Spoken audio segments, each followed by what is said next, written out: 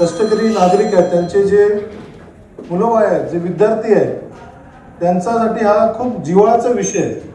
आज आपल्या नवी मुंबई महानगरपालिकेमध्ये पालिकेच्या मार्फत जे शाळा झालेल्या आहेत, सगळ्याच्या सगळ्या शाळा मराठी मीडियम आहे. मला अभिमान आहे या सगळ्या शाळा मराठी मीडियममध्ये चालत आहेत. पण ज्या अनुषंगाने जगामध्ये जो व्यवहार चाललेला आहे, त्या अनुषंगाने शिक्षणाचं महत्त्व इंग्लिशमध्ये होणं तेवढंच महत्त्वाचं आहे. आणि जसं आपल्याला माहीत आहे की CBSE शाळाचा जो धोरण साहेबांच्या माध्यमातून आला आणि त्या ठिकाणी CBSE शाळा पण त्या आपल्या नवी मुंबई महानगरपालिकेमध्ये चालू झाल्या. पण त्याच्यामध्ये असं आहे की टोटल सब्जेक्ट हे इंग्लिश मीडियममध्ये आहेत आणि त्याच्यामध्ये मराठी हा विषय नाही. तर मराठी हा जो शिक्षण आहे आपल्या विद्यार्थ्यांना भेटलंच पाहिजे. त्यासाठी CBSE स्कूल न करता तिथे इंग्लिश मिडियम स्कूल झाली तर त्याच्यामध्ये सेकंडरी लँग्वेज ही आपल्याला मराठी त्याच्यामध्ये करता येते आणि आपला जो मराठीचं जो शिक्षण आहे त्या ठिकाणी आपल्या नागरिक आपल्या विद्यार्थ्यांना त्या ठिकाणी त्याच्यामध्ये भेटणार आहे. मला काही उपसूचना या ठिकाणी करायचं आहेत. जसं सागर नाईक साहेबांनी सांगितलं की याच्यामध्ये स्पोर्ट्स आणि अन्य बाकीचे ॲक्टिव्हिटीज आहेत, त्या अनुषंगाने सगळे विषय राहणार आहे.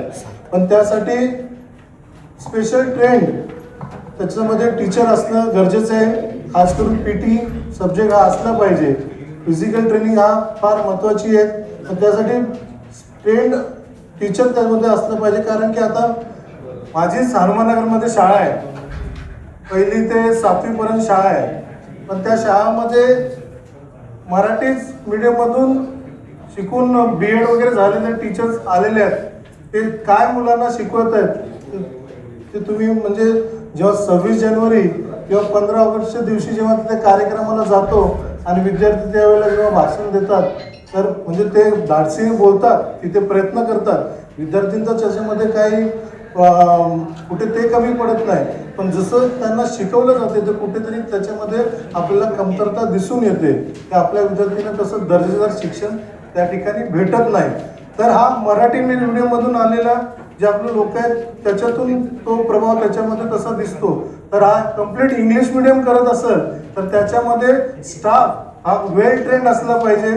त्याचं पूर्ण शिक्षण त्या अनुषंगाने झालं पाहिजे, जेणेकरून आपल्या या आमच्या झोपडपट्टीमधून शिकणाऱ्या या विद्यार्थ्यांना दर्जेदार शिक्षण त्या ठिकाणी भेटेल. त्यासोबत जे कम्प्युटर त्याच्यामध्ये जे शिकवणारे पण टीचर असतील ते पण तेवढेच क्वालिफाईड पाहिजे, जेणेकरून चांगल्या पद्धतीने त्यांना कम्प्युटर त्या ठिकाणी शिकायला भेटेल. आज हा प्रस्ताव आदरणीय नेते गणेशजी नाईक साहेब यांच्या सूचनेने सभागृह नेते माझे मित्र सागर नाईक साहेब यांनी या सभागृहामध्ये ठेवल्यामुळे मी या ठिकाणी आभार व्यक्त करतो. धन्यवाद.